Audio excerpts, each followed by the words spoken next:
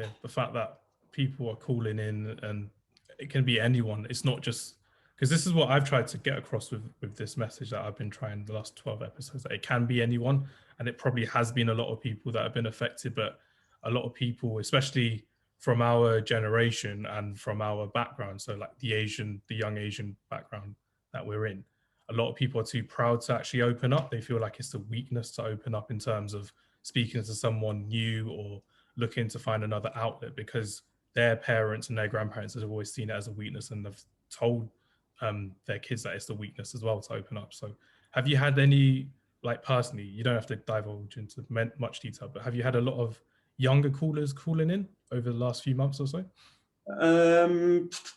Over the last few, I think we have that. There probably aren't as many that I can speak about. So I wouldn't want to sort of guess. I think the ones that we've had quite a few of is prisoners, because yes, they might have faulted and they're probably in jail for a reason, but they've gone from having some form of like interaction with their other sort of cellmates, roommates, and having visitors, to now only having 1 hour outside their cell and not seeing any visitors. If you think about that, it's a whole new level of isolation for them. So that has a huge sort of mental barrier for them. I think the point that you make around sort of young Asians, I think especially around sort of our background and sort of minority is very true and poignant. I don't think there are enough people out there who are sort of doing the work that you're doing to give them that outlet.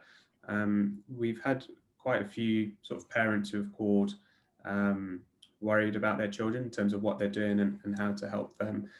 But ultimately, we're not there to provide sort of solutions or advice for them. We're just there to help them to figure out what it is that they need to get to. There's a really good saying that we use, that you won't be able to take the weight off their back, but you will be able to take the weight off their back whilst they're climbing up that mountain, and then you just give it back to them once they get to the top. Because we won't be able to solve everyone's problems. It's not what we're there for, but we can be there to help them for a short amount of time. No, I can understand that completely. And especially with people not being able to play their sports or even go to training in their sports as well. And I've got loads of friends outside of the footballing community. So like players that play cricket or rugby or athletics and boxing. And like I used to go to boxing a lot, you would know, that we'd be able to have that 2-3 days of an outlet to go and train and exercise. But because of an extra lockdown that's happened now, you just can't get that exercise in, especially if you're not from, like, if you're not self-sufficient in a way, so you don't have your own boxing gloves and pads, you have to rely on the local community store, the local boxing gym to be able to provide that. Or if you don't always go to play football by yourself, like you're not always going to go find like a goal in a park or something like that. It's just one of those things that missing the exercise in a way. Even for me, during sort of the first lockdown, one of the things that I always tried to do in the evenings was either go for a bike ride or go for a run. And I still try to do that now, but it's just a bit dread, isn't it? When the weather's sort of cold outside and it's dark and it's dingy, it's a lot more difficult to get out there. But no, yeah, it is important, whether it's sort of a sport or whether it's going out with your sort of wife for a walk or just getting some form of exercise in can make a big difference. No, that's brilliant to hear. If you could suggest 3 things for our listeners to do if they're struggling with lockdown, but they're unsure about how to get out of that rugged situation, if there's anything you could advise, what would you give? You're not alone. Everyone's struggling. I'm struggling with it. My wife is. You guys are. I think everyone is. So don't think that's a weakness. Accept it. And there's nothing wrong with that. If you're not struggling in this situation, then you're either lying to yourself or there's something really, really sort of strong about you. So accept it, because that's okay. It's okay to struggle. Speak to someone about it. So make sure you're speaking to people, understand that there are people out there who will listen, and when you speak to them, that it's more than likely they'll be sort of feeling or thinking the same or similar things.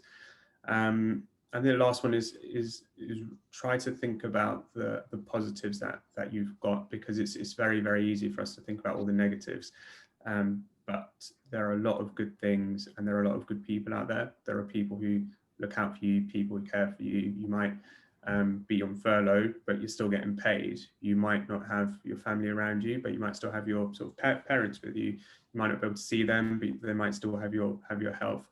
I had a woman call me yesterday, and I spent sort of 45 minutes speaking to her, and she always looked at all the bad things that was wrong with her, or what she'd like her daughter to improve on. But after I asked her for the first time, what are all the good things about your daughter, and she then realized all those good things were because of her, it then sort of triggered and changed her mindset.